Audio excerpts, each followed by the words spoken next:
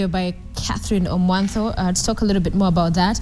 Good morning. Morning, Sophia. So Duale is in the headlines. He's out of the country, but he has still been responding and says these people, they're just making a lot of noise. His position is sealed by that pact between Europe and TNA. Yes. Yeah. It is, but then the question is, if I'm a member of a party, does it mean that I can't have a dissenting view about a particular issue? I mean, national security is a major issue, and some would say that he has the right to say what he feels, irrespective of which party he belongs to. You have democracy versus a united stand. Do you then keep quiet when the government says something that, or does something that you don't approve of?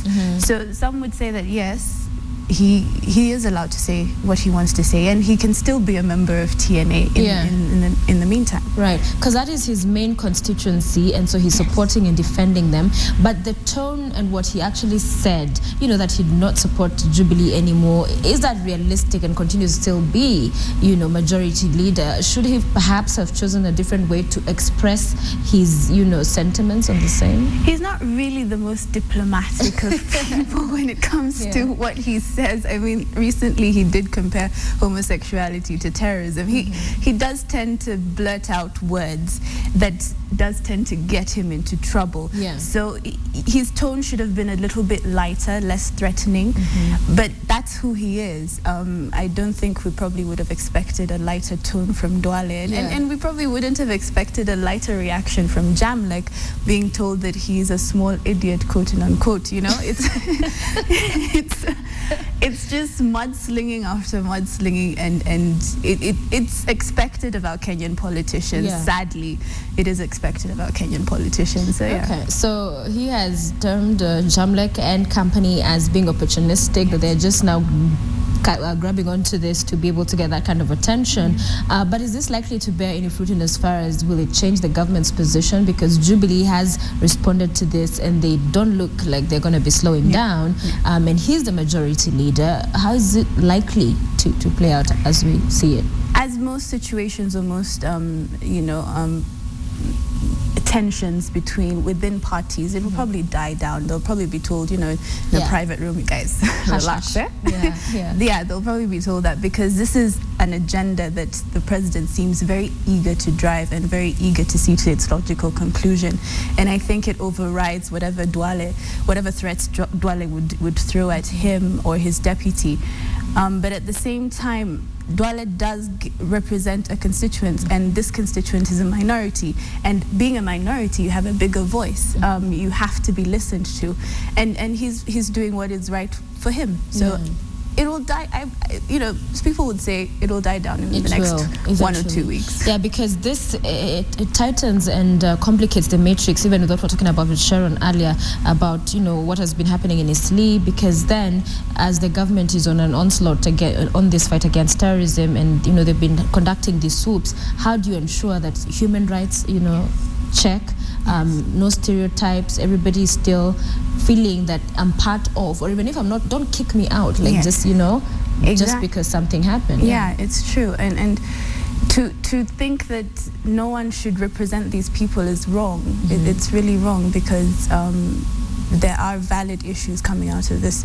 I mean, now people are calling Kasarani a concentration camp, which it's crazy. It's crazy. It's an issue that really needs to be talked about. And if the only people or the two most prominent Somali or Kenyan Somalis or Kenyans of Somali descent is Abdikadir Nasser and Adan Duale. Who else is going to talk for these people? Right. You know. Okay. Well, Catherine, stand by. We'll catch up with you in a short while in our press review. But let's move on to another story here that's making headlines. And the stage is set for a battle of the unions after the country's second national labor union, PUSETU Kenya, was launched. PUSETU now rivals the Central Organization of Trade Unions, that's COTU, and the two unions are battling to host the Labor Day celebrations, as KTN's Wilkis Tanyabwa reports. The battle for supremacy is on. On one side, there is the Central Organization of Trade Unions, popularly known as COTU. On the other side is PUSETU, the Federation of Public Service Trade Unions.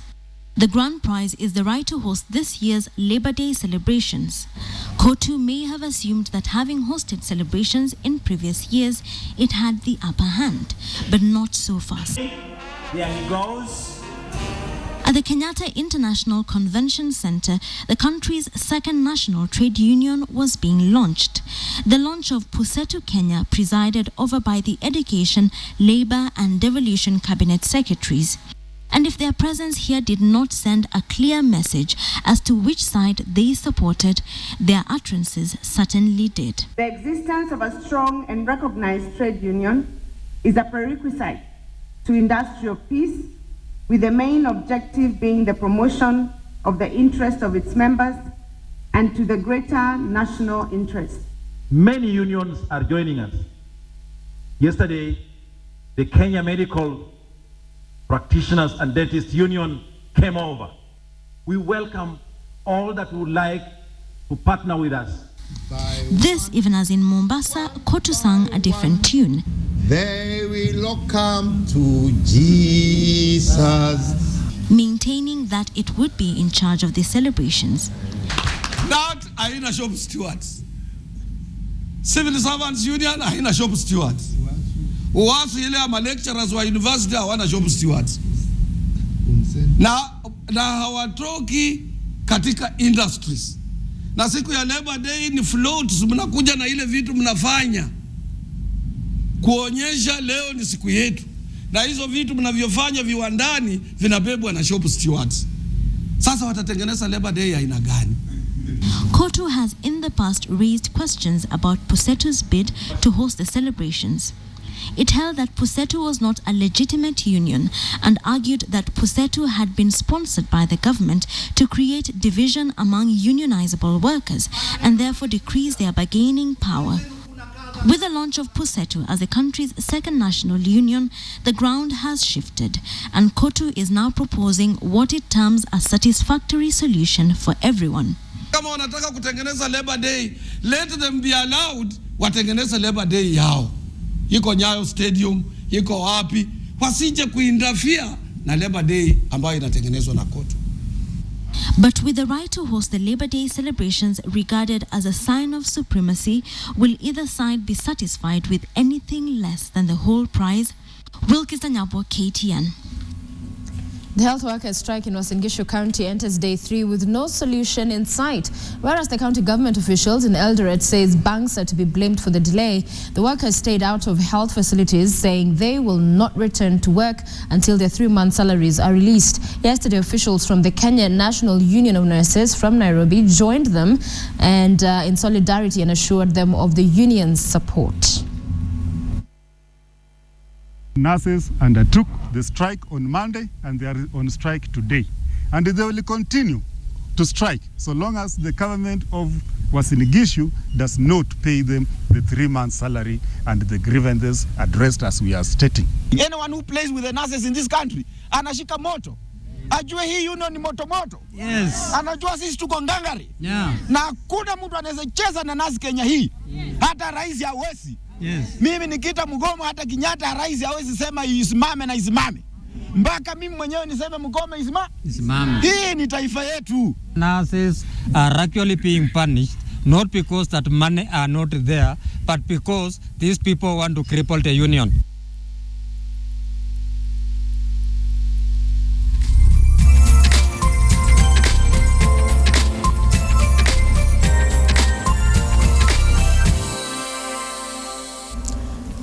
At 6:30 a.m. on this 9th day of April, Wednesday it is, 2014. Catherine continues to be with me in studio to help me go through our press review this morning. And the biggest story today, of course, 1 year on inauguration was on this particular day. Remember at Kasarani, it was such a huge event, 4th president sworn in.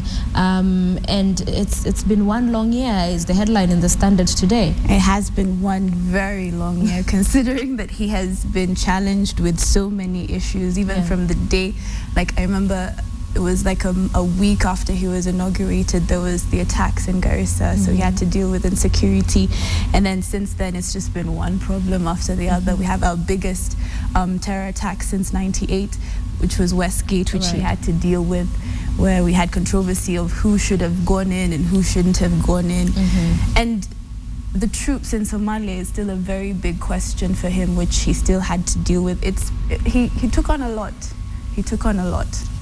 Okay, and you know, the front page does also highlight the achievements and the pending business. So when we're talking about the achievements, you have free maternity services in all public facilities, open to Huduma centers.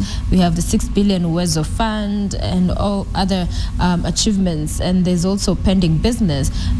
You know, spiraling insecurity is not just pending business, is a real issue. Yeah, it's a big issue. Yeah. Yes, and then we have the other issue that sometimes we keep on forgetting over the last, 2 weeks, which is unemployment, which is, and also the wage bill being too high at 500 billion, which is like 12% of our national budget or national revenue. So, and then we have the laptops.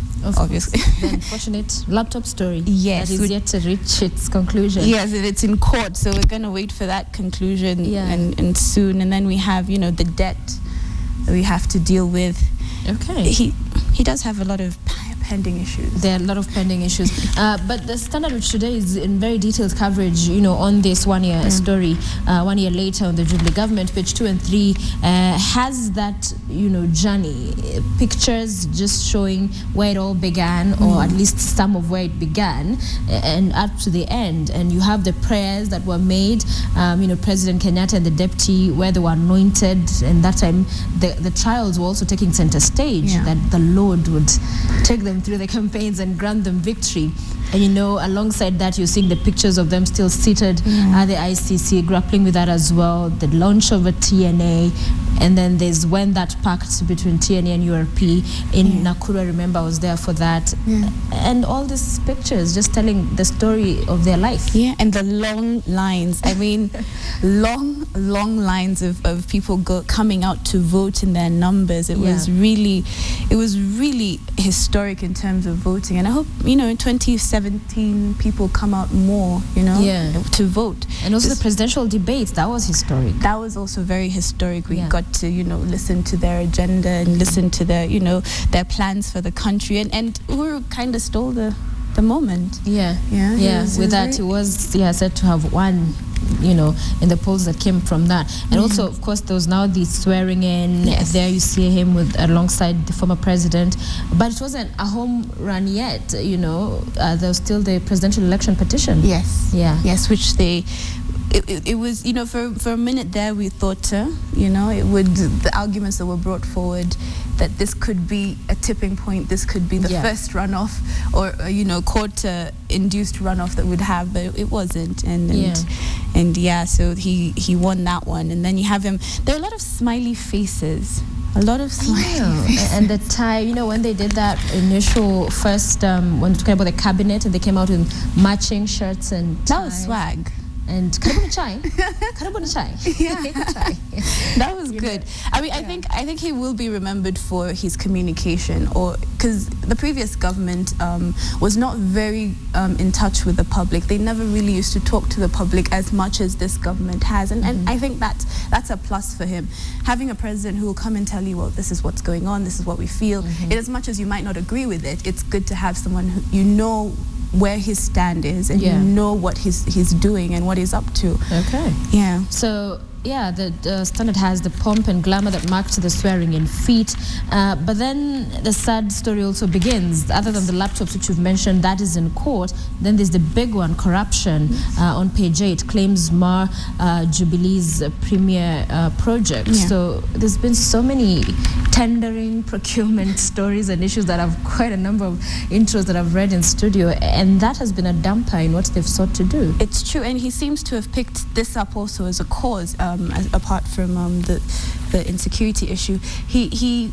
There is talk of making corruption a capital offense, which some people say it's a bit extreme, but given that our country is actually on its knees because of corruption, it might be a move that is supported by the public. So he has taken up this issue, and he has been very stern about corruption.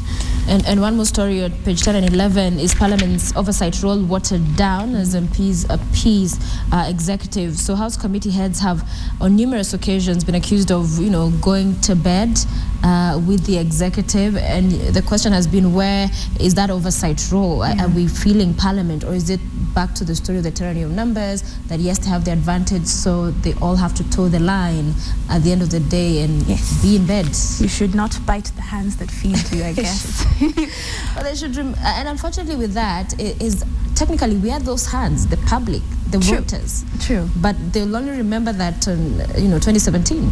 They will, and that's the sad cycle within Kenyan politics. You will go to the people, you will beg them, you will tell them, oh, we'll bring you water, we'll make you roads, and then the people will vote for you, and then you're in Nairobi in Parliament having dinner, having lunch in the big hotels, and striking deals, and it's always been like that. Even the previous government, you'd have reports, parliamentary committees giving reports, and they just die, and recommendations never follow through. And it is a problem that maybe parliamentarians need to decide, well, I'm voted in by the people, not the president or the executive, so I need to do my job, and come what may.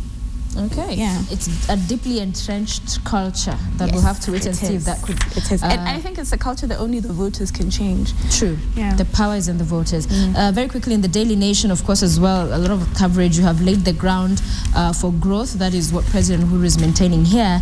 But also here you get to hear from the CORD leader, Raila Odinga, and he says it has been 1 year of life on the edge for a majority of Kenyans. If the trend continues, I fear Kenyans may emerge in 2015 a political and economic cripple, no longer master of its fate. So as he says that, another story is covered inside, is the concern that, especially now that he's away, that the minority is in limbo. There is no concerted effort in keeping this government in check. Exactly, there isn't. But once again, there is this belief that politicians will always be politicians. It is up to Kenyans to say, hang on, I can't afford 120 shillings per litre of fuel. I can't afford transport in its hundreds or in its tens or 50 shillings, It's for them to say, this needs to stop. I mean, but they're probably not advocating for war on the streets or chaos on the streets, but just protest. Slight protests. If the matatu has increased your the price of your fare, walk to work. Small protests that make the point that our country is probably going in the wrong direction. Yeah. Okay. One more story in the Daily Nation, page 4. Kenya among 10 nations touted for rapid growth. So perhaps there could be some glimmer of hope. Perhaps there could be glimmer of hope, or perhaps this could actually increase the gap. Oh, okay. It could increase the gap between the rich and the poor. So it depends on how we drive it, or how the stakeholders drive it. Okay. It has to be the guys below the poverty line have to be the beneficiaries of the growth. And also on that page, there's a story on Obama's aunt is dead from cancer. But let's move on to the Star. ODM stagnates without Raila. Interim team has done little in 2 months. So we're not hearing much from that side. You remember they'd captured the attention of the country ahead of the ODM polls a while back. And I guess after it all went south, they stayed south. They stayed south. There's a lecturer of mine who said that the Luo community tend to choose one person, choose one leader, and that's the leader that you're going to die with until you choose another leader. But given that ODM has stagnated and ODM is trying to give probably a national face, perhaps it's time for someone else to be entrusted with the runnings of ODM. Maybe you need to open up your mind and go another direction, a different tangent from Raila. Give someone else the baton, as it may be. Then maybe it will strengthen the party and give them a run. And also on that page, you have Pusetu sets out to dethrone Kotu, is another interesting intrigue and a story that's playing out in that unions. And what we had the Pusetu chair yesterday, and he said for them they're out to ensure that they're bringing services and ensuring their members are happy. Of course, questions of what different you bring to the table, trying to avert strikes, but hey, Kotu, many people actually thought Kotu and Labor Day was a preserve for Kotu. So this is interesting that they come into the game and you're like, oh, okay, so it's not just Kotu that it's not just Kotu. I mean, Kotu has monopolized the labor sector, and competition always breeds some sort of development. So it is a good thing for workers in Kenya to have two competing organizations for the better, of running of workers' unions. Your rights will be probably better protected, so you get better services. Because if you have a monopoly, they tend to forget that there are people there who are paying for your services in terms of monthly contribution. Yeah, so it can only get better for the workers. Good news for them. Yes. All right, finally, the People newspaper today, De Kibaki men told Uhuru, you won't vie. So they have quite the detailed, extensive coverage on that particular report. Exactly 1 year today, Uhuru Kenyatta was sworn in as fourth president. However, his road to State House was a rough ride, sometimes fraught with pitfalls, which nearly knocked him off the contest before it began. What people remember, perhaps this will be one eye-opener in what happened before he became president, but everyone remembers him wanting Mudavadi to take on the mantle and later coming back and talking about the devil. So that was quite some of those intrigues. It was. I think he's had a long journey. He started as a nominated member of parliament just 2 decades ago. His has been a long journey. So for him to choose someone else and then go, hang on, no, let me have trust in myself, I can do this. Yeah. That was also, the devil. I think it was him who decided I think it was just the pressure and the powers that be, the people who so he trusted himself enough to say, I'm the one who's going to do this. And that shows character and strength in leadership. But bottom line today, as Kenyans look back, remember last year at a time like this, inauguration, bottom line is, can you put food on the table? Am I able to enjoy my life and feel part of Kenya? Because this was a conversation about do I feel part of? So that is what perhaps most Kenyans will be concerned about, away from all the pomp and color that we saw last year. Yes. All right, Kathy, thank you very much for joining us. Always a pleasure. Having me. Good. We always love to have you, Kathy. This is your show.